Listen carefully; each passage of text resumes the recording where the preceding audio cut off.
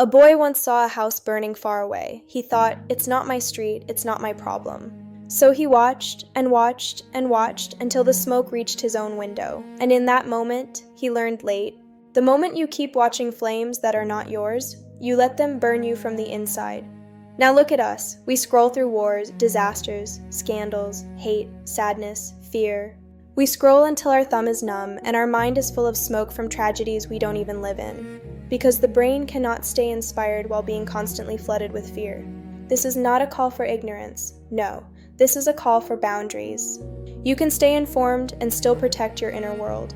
You can care about injustice without letting the algorithm colonize your emotions. The internet will never say stop. You must be the one who stops. So here is your micro challenge. Before you scroll tomorrow, create one sentence, one idea, one paragraph, one skill.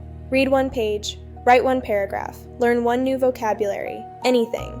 But make your first action of the day an act of creation, not consumption. Stop scrolling through other people's fires. Choose a fire that builds you, not burns you.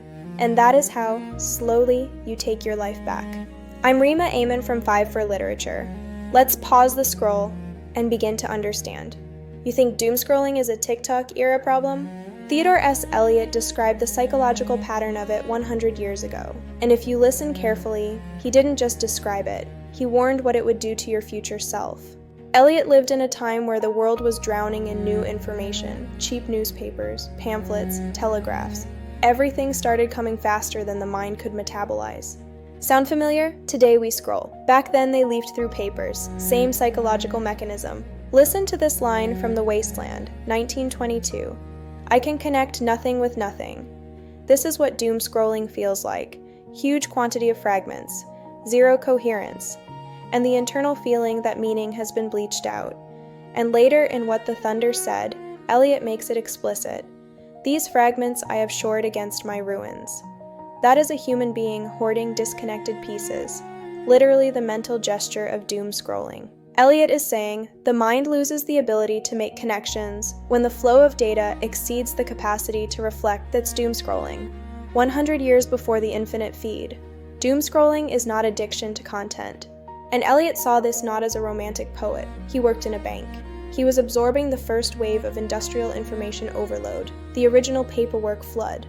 It is addiction to the next possible hit of meaning. You scroll because your brain expects that the next post will restore coherence.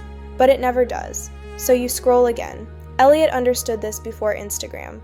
Modern consciousness is hungry for synthesis, and modern technology is optimized for disruption. Here's the deeper truth. Doom scrolling doesn't steal time. It steals the ability to metabolize experience. And this is exactly why modernism looks the way it does. Modernism isn't difficult because it's genius. It's difficult because it's fragmented parataxis, jump cuts, voices stacked with no connective tissue.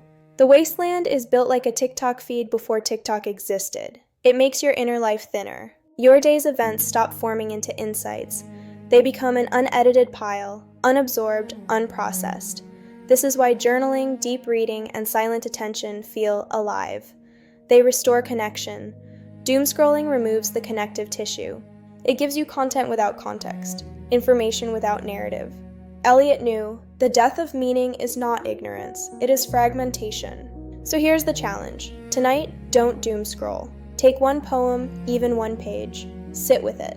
Let yourself reconstruct meaning instead of passively consuming fragments. Your mind wasn't built for infinite feeds. It was built for integration. And that's why Eliot matters more now than ever. Because he didn't just write poetry, he diagnosed our future disease. Before you scroll to the next video, ask yourself one question. Is what I consume building me or quietly hollowing me out? Because if you don't choose what your mind is fed, someone else out there will choose the menu for you. And in that moment, you don't own your phone anymore.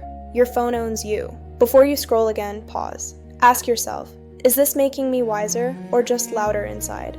We're drowning in fragments, forgetting how to feel whole. So tonight, don't feed the algorithm. Feed your soul. Because if you don't choose what shapes your mind, someone else already has. If you don't choose what shapes your mind, someone else already has.